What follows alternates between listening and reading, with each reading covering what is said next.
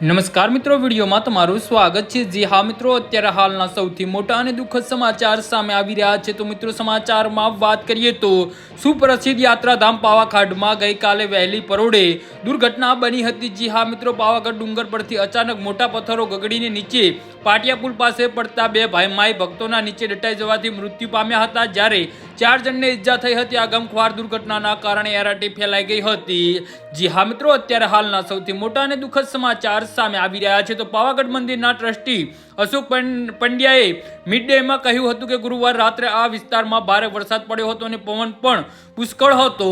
જી હા મિત્રો, આ દરમિયાન જ્યારે 5 વાગ્યાની આસપાસ પથ્થરો ગગડતા નીચે પડ્યા હતા। પાવાગઢ મંદિરે દર્શન કરવા માટે નીચેથી ઉપર તરફ 2500 જેટલા પગથિયા ચડીને આગળ વધ્યા ત્યાં ઘટના બની હતી। ત્યાં દર્શન કરવા જતા શ્રદ્ધાળુઓ પર આ પથ્થરા પડતા 2 લોકોના મોત થયા હતા, જ્યારે 4 લોકો ઇજાગ્રસ્ત થયા હતા। જી હા મિત્રો, તો આના વિશે તમારું શું કહેવું છે તો નીચે અમારી કમેન્ટ બોક્સમાં જરૂરથી જણાવજો અને અમારી યુટ્યુબ ચેનલને સબસ્ક્રાઇબ કરવાની ભૂલતા નહીં। ધન્યવાદ।